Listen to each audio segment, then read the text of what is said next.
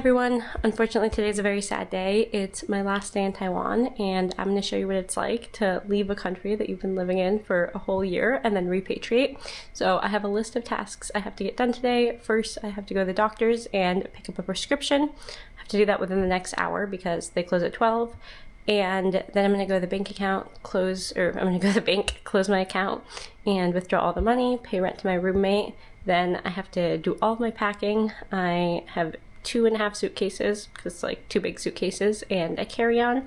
So hopefully I can fit everything in that. I started the process last night, but I didn't get very far.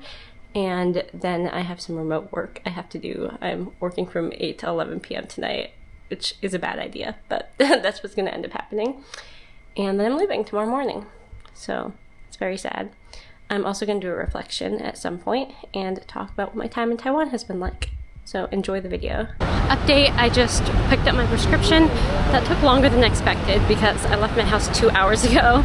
So I'm running a bit behind schedule. But next stop is the bank. It's 20 minutes away. And I'm probably also going to pick up a scallion pancake on the way because those are really good. And I'm going to miss them so much when I leave. But here's where I am right now. So yeah, it's raining a bit. Just got done at the bank and I'm on my way home now. My bank appointment was a lot more efficient than I expected based on what my roommate told me it was going to be like. It only took an hour and it's 2:30 now. So my next stop once I get home is to go to the boba shop and return an umbrella that the woman there gave me a couple of weeks ago when it was raining. And I'm going to get boba while I'm there because why not? And it'll be my last time at that boba shop, which is so sad. Also, the bank took my debit card and broke it up into pieces, which was also sad because I wanted to keep that as a souvenir.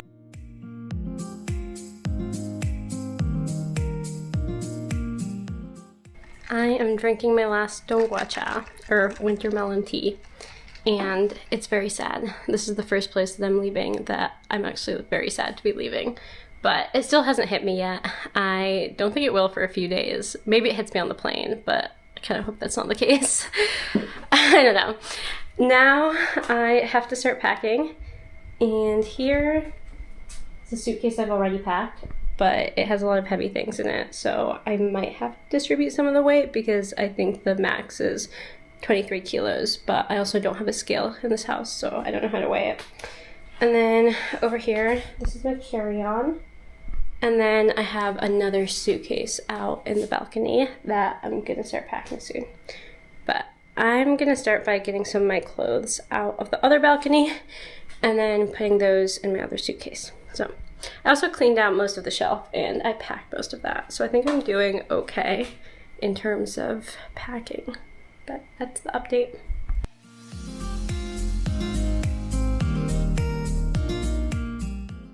Okay, it's 4:30 and this is reminding me how much I hate packing because I still have all of this shelf left to do and my desk, which is a mess right now. And I have almost filled up all of my suitcases, so I'm not sure what I'm gonna do. I don't think any of the stuff left is that big, so hopefully it's not too much of a problem. But I also don't think I'm gonna be able to bring my comforter home, which is unfortunate because I really liked it. But I don't think it's the right size for a bed in the US anyways. But look, my shallow grab is the entire suitcase. So that's kind of sad, but I'm not gonna leave it here because I'm too attached now. Okay, it is 6 p.m. and I have made some progress. The desk is finally clean, or mostly clean at least, but those are just a couple of empty bags. And then I have mostly packed up my suitcases, but I have some other clothes that are still drying out in the balcony. So I'm gonna grab those. The closet is clean, and then there's still some stuff on this drawer that I have to sort through. But hopefully this doesn't take more than around an hour. I think I'm gonna go get something to eat and then keep working, but this has not been fun. Hello guys, it is now past 3 a.m. because some bad decisions were made. Actually not that bad, I just stayed up talking to my roommate and we got night market dinner, which was fun. And then I finished packing, so this is what the final packed luggage looks like. And I will be leaving here in 3 hours and 45 minutes. So follow my journey tomorrow as I go back to Boston. I'll see you guys then. Good night.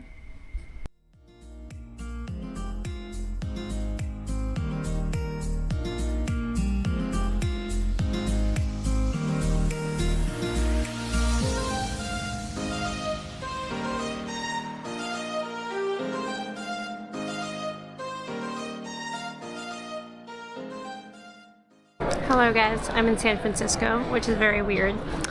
I had a 12-hour flight and it was somewhat unpleasant, but I got here safely, which is good. And now I'm about to eat a burger. It's supposed to be, I think, like 1 a.m. Taiwan time at this point. I'm honestly not sure. Yeah, it's supposed to be 1 a.m. but it is 10 a.m. Pacific time. And I'm honestly not that tired right now, which is surprising given that I didn't really sleep last night. But I'm gonna sleep when I get back to Boston tonight. I hope I'll be tired by then because it should be around 9 or 10 p.m. EST. So that's the update right now. I can't believe I'm back in the US.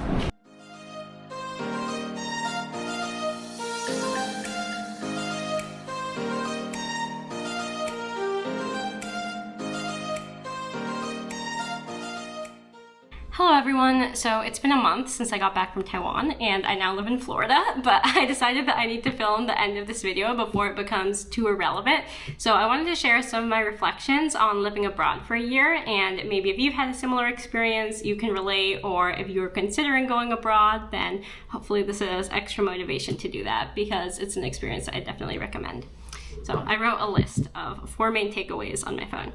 So the first is that I think living in Taiwan helped me escape US centrism, because in the US there's this idea that the US is the center of the world and that our political and economic system is so much superior to many other countries. And I think a lot of people fall prey to this notion just because they've never been abroad before, so they don't know what other experiences would be like.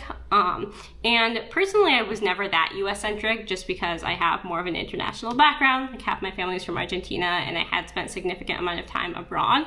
But even then, I think it does feel completely different when you live in another country for a whole year and you just see the impact of living under a government that cares so much about the social services of people.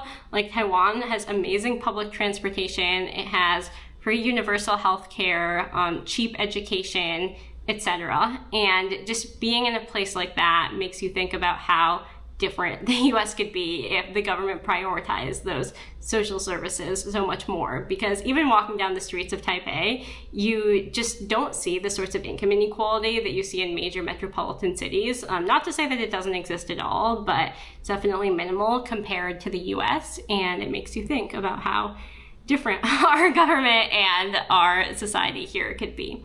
So I think just escaping that bubble of the US and fully experiencing that for yourself is important in kind of breaking out of some of that mindset or like dogmatism that people have in the US when they think that the US is so much superior to other countries. So the second reflection I have, more on a personal note, is just how much the concept of home can change so much. Like even going back to Boston, I didn't feel like I was fully going home because I felt like Taipei was my home after a year. And I do think that was somewhat of a common sentiment for other people I lived abroad with. And I think that kind of goes to show how your sense of home can change so much, and also how a lot of it is determined by the community that you surround yourself with. I think I found a lot of interesting people in Taipei, and I think Fulbright is generally a good way to do that because it can connect you to several other people who are in your program and living abroad. And it might be different if you just go for it solo and you decide to move to a different country all of a sudden. So that's why I think Fulbright in general was an amazing program to be in, and I would recommend it for anyone who's considering it. Although I think it depends based on the country you're in, because there's some countries that only have 1 or 2 positions available, so maybe you wouldn't have as much of a community as you would have in a country with more placements such as Taiwan. And then next piece of advice, or not even piece of advice, just like a reflection, I don't know why I called this advice, is that this made me realize how much I wanted to go to law school, because when I graduated college I was ambivalent about whether I wanted to continue in school. Like I had the vague notion that I was gonna go to law school at some point, but I didn't know when, I wasn't sure about it. And then I think taking that time off and being abroad for a year, doing something completely different and kind of detaching from my life back in the US, or at least what it had been before, helped me realize that any job that I would want to do would require some post-grad education. And I do think that I want to go into the legal profession. So now I'm a lot more excited and motivated about applying to law school. So we will see how that turns out after this year. But yeah, I do think having that time to re-clarify my goals and what I wanted in my life is so helpful. And then finally, on a personal note, I think that I learned a lot about myself in the past year in terms of what I like for living arrangements and relationships and just the people I want to surround myself with. And it helped me make some very good decisions. So that's it. I hope you enjoyed this video. If you did, and you also like the Taiwan content, I hope you'll stick around for a lot more law school content and maybe some of what living in Miami is like. So I will see you all in the next video. Bye.